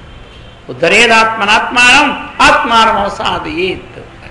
దీనివల్ల మనకు కలిగిన లాభం ద్వారాగా అంతఃకరణ శుద్ధి కలిగి ఆత్మజ్ఞానం కలుగుతుంది. కాబట్టి ఆ ఫలాన్ని అక్కడి నుంచి అందించుకోకుండా మనం చేసుకోవాలి. సంగము అసంగం అంటాడు. అనభిస్నేహము అభిస్నేహం రెండు ఒకటే. అభిస్నేహం అంటే సంగము, అనభిస్నేహం అంటే అసంగం అన్నమాట. అందుకే మహర్షి మలయాళ స్వామి పేరు అసంగానంద స్వామి అని పెట్టున్నారు. అది వారు ఎలాగైతే మనం చక్కగా మజ్జిగ తెరిచిన తర్వాత వెన్న వస్తుందో ఈ వెన్న నీటిలో వేసినా అది పైకి తేలుతుంది, నీటికి అంటుకోకుండా ఉంటుంది. తామరాకు నీటిలో ఉండి నిలువనంటుకోని విధంగా ఏ విధంగా ఉంటుందో వ్యవహారంలో మనం ఉండి ఆ విధమైన పద్ధతి నేర్చుకుంటే అప్పుడు వ్యవహార జయం ఏదైనా ఆత్మజయం మనకి కలుగుతుంది. వ్యవహారం అనేది ఈ శరీరం పోయిన తర్వాత ఇక్కడ ఉండిపోయినా అది లోపలికి వచ్చిందంటే మళ్ళీ జన్మకు కూడా వ్యవహారం వస్తుంది అనమాట. మళ్ళీ ఆ వ్యవహారం చెడు వ్యవహారం అయితే చెడు పడుతుంది, మంచి వ్యవహారం మంచి పడుతుంది, తగులు వ్యవహారం తగులు పడుతుంది, దీంతో ఉండిపోతుంది అనమాట. అలాగా అది బయటకు వదిలేసి దీంట్లో ఏం లోటు చేసుకోవాలి, గమనాగమనానికి సంస్కారం అన్నటువంటి ఆధ్యాత్మిక లోటు చేసుకుంటే ఆ మోక్షం పొందిన వరకు మన వెంట వచ్చి మనం రక్షిస్తూ ఉంది. అందుచేత యస్సర్వత్ర అనభిస్నేహ తత్ప్రాప్య శుభాశుభం నాభినందతి నద్వేష్టి తస్య ప్రజ్ఞ ప్రతిష్ఠిత. అభినందతి నద్వేష్టి. ఒక విషయాన్ని చూసినప్పుడు ఒక అభినందన చేయడు, సంతోషించడు, మళ్ళీ అది కష్టం వచ్చినప్పుడు ద్వేషించడు. దుఃఖాన్ని చెయ్యి ద్వేష. దోషం ఎప్పుడు వస్తుందండి? దుఃఖం వచ్చినప్పుడే ద్వేషం వస్తుంది. దుఃఖం ఎప్పుడు వస్తుంది? ప్రతికూలత వేదనీయం దుఃఖం. తనకి ఎప్పుడైతే ప్రతికూలమైన మనుషులు ఉన్నారో దానివల్ల ఏమొస్తుంది? దుఃఖం వస్తుంది. దుఃఖం వల్ల ఏమొస్తుంది? ద్వేషం వస్తుంది. అనుకూలత వేదనీయం సుఖం. తనకు అనుకూలమైన మనుషులు అంటే సుఖం వస్తుంది. సుఖం వల్ల రాగం ఉత్పత్తి అవుతుంది. ఈ రాగద్వేషాలు ఈ రెండింటికి అతీతులైన మాట. మనం అనుకుంటా చూడగానే ఆనందం, తర్వాత మళ్ళీ కొంచెంసేపటికి దుఃఖం. ఒక గ్రామంలోనండి వాళ్ళు ఒక నిర్ణయం తీసుకున్నారు. ఒక మంచి భాగవతారు గారు, గొప్ప భాగవతారి కదా, ఆయన తెప్పించుకోవాలంటే సంవత్సరం ముందు బుక్ చేయాలి. 1 year ముందు బుక్ చేస్తేనే ఆయనకి, లేకపోతే ఖాళీ ఉండదు. మరి 1 year అంటే ఆలోచన చేసుకోవాలి కదా ముందు. ఆ గ్రామస్తులు ఎలాగైనా సరే అటువంటి గొప్ప భాగవతారు గారిని మనం ఎట్లాగైనా ఆహ్వానం చేయాలని వెళ్ళి 1 సంవత్సరం ముందు బుక్ చేసేసుకున్నారండి. సంవత్సరం ముందు బుక్ చేసుకున్నాడు. ఎంత గొప్పవాడు తెలుసు కదా మనకి. ఇక దానికి ఎస్టాబ్లిష్ ఉండాలి కదా. ఇక దానికి తగిన బ్రహ్మాండమైనటువంటి మైదానం పెట్టేసి ఎక్కడికక్కడ మధ్య మధ్యలో అంత దూరం కనబడదు కదా, అందుకని అక్కడక్కడ టీవీలు పెట్టేసి భలే భలేగా చేసినారు. ఇక హరికత్ దాస్ గారు కూడా మంచి పుష్టిగా ఉన్నారన్నమాట. ఇక వెంటనే స్టేజీ మీదకి రావడానికి సిద్ధం అవుతున్నారు. అంత గొప్పవాడు కాబట్టి ఆ హరికత్ దాస్కి ఒక గొప్ప మాల తెద్దాం అనుకున్నారు. ఎవరు? కమిటీ వారు. సామాన్య మాల అయితే పనికిరాదని ఇక ఆ మాల ఎలాంటిది అంటారా? ఓహో, మామూలు మాల కాదు ఇది. కనీసం 2-3 వేల రూపాయలు విలువచేసే మాల. ఒకరిద్దరు ఎత్తలేని బరువు గల మాల అన్నమాట. దాసుగారికి కట్నం ఇవ్వకపోయినా పర్వాలేదు, కానీ మెల్లో మాత్రం మాల వేస్తేనే ఆయన హరికత్ సాగుతాడు, లేకపోతే మాత్రం హరికత్ సాగనే సాగడు. అందుకని ఇంత గొప్పవాడిని సంవత్సరం ముందు ఆహ్వానం చేశాం కాబట్టి మనం గొప్ప మాల వేయాలనుకొని బ్రహ్మాండుని మాల ఆ కమిటీ నెంబర్ గారు మొయ్యలాగా తీసుకొచ్చి ఆ మాల వేశారు. వేశ్వరికి పరమానంద భరితుడైపోయారు. ఎవరు అనుకున్నారు? ఇలాంటి ఊరు కానీ ఇలాంటి కమిటీ వల్ల కానీ నా భూతో నా భవిష్యత్తి, ఇక్కడ స్వర్గలోక సుఖాన్ని అనిపించినట్టుంది. ఎందుకంటే ఆ గులాబీలు బ్రహ్మ నవనవనవ యవనలాగా వాడుతూ రకరకాలైన పుష్పాలు, ఆ సుగంధము ఇక 5 నిమిషాల్లో ఆయన స్వర్గలోకం ఉన్నట్టుగా చెప్పేసినాడు. ఇంకొక ఆ గణపతి ప్రార్థన అయిపోయిందండి. ఈవేళ హరికథ శ్రీకృష్ణ తులాభారం అని చెప్పి అంటున్నాడు. ఏమిట్రా కొంప వెలిగిపోయింది. మొట్టమొదటి దీనికి బీపీయా షుగరా ఏమిటి? ఇది కొంప సంవత్సరం పెట్టి చూస్తున్నటువంటి హరికథని ఇప్పుడు అని అంటుంటే వెంటనే 4 గ్లాసుల్లో షుగర్ కాఫీ గ్లూకోజీ అన్ని 5 పెట్టి ఏమో స్వామివారికి ఏం కావాలో తెలియదని గబగబా స్టేజ్ దగ్గర తెచ్చి స్వామి అన్నారు. మూలే అంటున్నాడు. ఇదే విట్రా కొంప మునిగిపోయింది అనుకున్నారు వాళ్ళు. ఏమీ లేదు. ఆ యొక్క పుష్పమాలలో అవి ఒక ఎర్రజీవులు ఉన్నాయి, ఇవి చూసుకోలేదనమాట. అవి ఇప్పుడు ఒంటి మీద కలిచేస్తూ ఉన్నాయన్నమాట. అనుకుంటున్నాడు ఇక్కడ నాకు ఈరోజు ఏం ఊరిది ఇంతకుముందు అనుకున్నాడు. ఎంత గొప్ప నా భూతో నా భవిష్యత్తు మానవేయగా అనుకున్నాడు. ఇక్కడ నా ప్రాణానికి ఏమి తీసేవాళ్ళు ఉంది ఊరు అనుకున్నాడు. ఒక క్షణంలోనే చూసినారా? అభినందతి 1 నిమిషమే, నద్వేష్టి 1 నిమిషంలో వచ్చేసింది. ఇలా ఉండదు ఆ స్థితప్రజ్ఞుడికి. ఆ మాలను చూసి పొంగిపోడు. ఇక ఎర్రజాలు పట్టుకున్నాయండి. వెంటనే అనుకున్నారు ఇలాగ అంటుంటే పుట్టలు ఉన్నాయి అందులో. అప్పుడు అనుకున్నారు కంటే వాళ్ళు ఇంకేమీ లేదని చెప్పి ఇక ఆ మాల తీసి పక్కన బాధేసినారు అనమాట. అప్పుడు తవడు పట్టుకొని గట్టిగా దులిపితే ఎక్కడ వీపు మీద అప్పటికే వాళ్ళు అవి ఇలా ఉండి చూసినారా. మనకి కథ ఎందుకంటే నా వినందతి నవ్వేష్టి అది ఆ విషయం చూసేసరికి ఈయనకి ఏ అభినందన లేదు. మరి అది ఆ బాధ వచ్చినప్పుడు దుఃఖం లేదు. ఇలా ఉంటాడు స్థితప్రజ్ఞుడు. వేషలు భాషలు మంచి గండ పిండేరాలు మంచి బంగారు కిరీటాలు పెట్టుకుంటే స్థితప్రజ్ఞుడు అనుకుంటున్నావా అంటున్నారు ఎవరు. బంగారు కిరీటం పెట్టుకుంటే స్థితప్రజ్ఞుడు కాదు. కంకణాలు వేసుకుంటే స్థితప్రజ్ఞుడు కాదు. పట్టుశాల వాళ్ళు కప్పుకుంటే స్థితప్రజ్ఞుడు కాదు. ఈ స్టేజీకి ₹1,00,000 డెకరేషన్ చేసుకుంటే స్థితప్రజ్ఞుడు కాదు. అర్జున వీడు స్థితప్రజ్ఞుడు. అదంతా ఆడంబరం. అది చెప్తున్నారు. యస్సర్వత్ర అనభిష్ణేహ తత్తత్ప్రాప్య శుభాశుభం నాభినందతి నద్వేష్టి తస్య ప్రజ్ఞా ప్రతిష్ఠిత చెప్పి యదా సంహరతే చాయం కూర్మూంగానీవ సర్వశః ఇంద్రియాణి ఇంద్రియార్థేభ్యః తస్య ప్రజ్ఞా ప్రతిష్ఠిత. ఇంకొక ఉదాహరణతో ఈయన కూడా స్థితప్రజ్ఞుడే అంటున్నారు. ఈ రకాల్లో ఏ గుణం మనకు అభ్యాసం చక్కగా ఉన్నా మన స్థితప్రజ్ఞులు అవుతామన్నమాట. ఏమంటున్నారు? యదా సంహరతే చాయం కూర్మ అంగాన్ని ఇవ సర్వశః. చూడండి, ఇంకా స్థితప్రజ్ఞుడు ఎక్కడైనా నలుగురు మనుషులు ఉండి దగ్గర ఆయన వ్యవహారం ఎలా ఉంటుందంటే, ఇప్పుడు కూర్మము అన్నట్టు ఉదాహరణ తీసుకొచ్చారు. కూర్మ అంటే ఏమిటి? తాబేలు.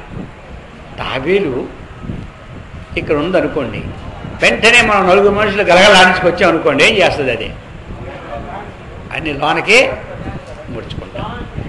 తాబేలు ఏ విధంగా అయితే ఇంద్రియార్థేభ్యః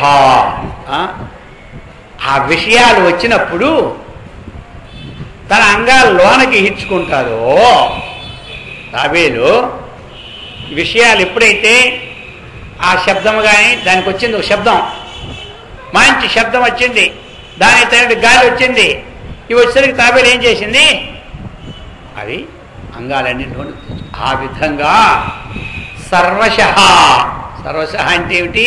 అన్ని ఇంద్రియాలని అన్ని అంగాలలోనికి తీసుకుంటారు. అలాగనే ఇంద్రియాలు అన్నిటినీ ఎవడైతే ఈ శబ్దస్పర్శ రూపరసగంధాలనే విషయాలు ప్రత్యక్షం అక్కడ వచ్చి అటువంటి శబ్దతాకిల్లి వచ్చినప్పుడు ఈయన ఏం చేస్తాడు? దానికి సంబంధించిన విషయాలు ఎదురుగా ఉండేటప్పుడు ఈయన ఎలా చేస్తాడు? స్థితప్రజ్ఞుడు అవి ఏ విధంగా అయితే అంగాలను లోనకు తీసుకుందో ఈ ఇంద్రియాలన్నీ కూడా ఈ గోళకాలను దాటి బయటికి పోనేవాడు అనమాట. ఇంద్రియాలన్నీ ఈ గోళకాలను దాటి బయటికి పోడు. గోళకం దాటి బయటికి వెళ్తేనే అది వృత్తే, గోళకంలో ఉంటే ఏమీ లేదు. ఆ విధంగా అది ఎలాగైతే తన యొక్క పెంకుల నుంచి బయటికి ఉన్న లోన తీసుకుంటారో, ఈ బహిర్ముఖం ఉన్నటువంటి బయటికి వెళ్ళినటువంటి వాటిని గోళకాలకు లోపటే ఉంచుతారు. ఏ ఇంద్రియమైనా తెరుచుకున్నది అనుకోండి, ఏ అంగం బయట ఉన్నది దాని భయమే అంగం కొట్టేస్తే తర్వాత నేను పనిచేయలేను.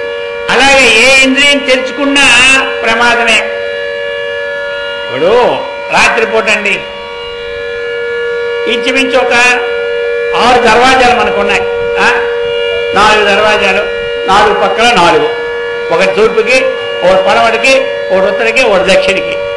ఇప్పుడు ఈ 4లో ఏ పక్క తలుపు తీసించినా మనకి రాత్రిపూట ప్రమాదం అవునా కాదా? ఏమంటారు?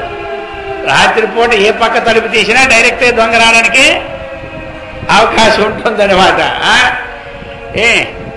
ఆ విధంగా ఇప్పుడు కిటికీలు ఉన్నాయి, కిటికీలు గజాలు ఉంటే పర్వాలేదు, దానికి ఏదో మెస్సులు ఉంటే పర్వాలేదు, ఆ కిటికీ తలుపైన ఆ తలుపు ఓపెన్గా ఉన్న తలుపు తీసి పెట్టుకొని గాలి వస్తుందని రాత్రి ఉన్నాం అనుకోండి, ఏమవుతుంది మనకి? ఆ కిటికీలు తన కూడా దొంగ ప్రవేశించడానికే అవకాశం ఉంటుంది. అలాగని ఏ ఇంద్రియాన్నైనా సరే విచ్చలవిడిగా వచ్చి విడిచిపెట్టామంటే ఆ ఇంద్రియం కొంటా మళ్ళీ లోనికి వస్తాడు. అందుచని అయ్యా ఆయన ఏం చేస్తాడు, ఈ ఇంద్రియాన్ని అతను ఇంద్రియార్థేభ్య, ఇంద్రియ విషయం వచ్చినప్పుడు యథా కూర్మ తాభేలు తన అంగాల్లోనే విడిచిపెట్టుకుందో అలాగే తన యొక్క ఇంద్రియాలని తాను లోనే ఉంచుకుంటాడు కానీ బయటికి రాని. అటువంటి వాడు విజేతకి ఏ విధంగా సంచరిస్తాడంటే ఈ విధమైన సంచారం ఉంటుంది. అందుచేత అర్జున అటువంటి వాడి ప్రజ్ఞ చాలా గొప్పమైనది. ఈ విధంగా ఈ స్థిత ప్రజ్ఞ లక్షణాలు ఇంకా కొద్దిగా ఉన్నాయి, మళ్ళీ రేపు చెప్పుకుందాం. ఈ స్థితప్రజ్ఞ లక్షణాలని మనకి చక్కగా బుద్ధిలో గ్రాహ్యమైనటువంటి ప్రజ్ఞని ఆ భగవంతుడు మనందరికి ఇచ్చి సదా రక్షించుగాక. ఓం సహనావతు సహనౌ భునక్తు సహ వీర్యం కరవావహై తేజస్వినావధీతమస్తు మా విద్విషావహై. ఓం శాంతి శాంతి శాంతి. హరి ఓం.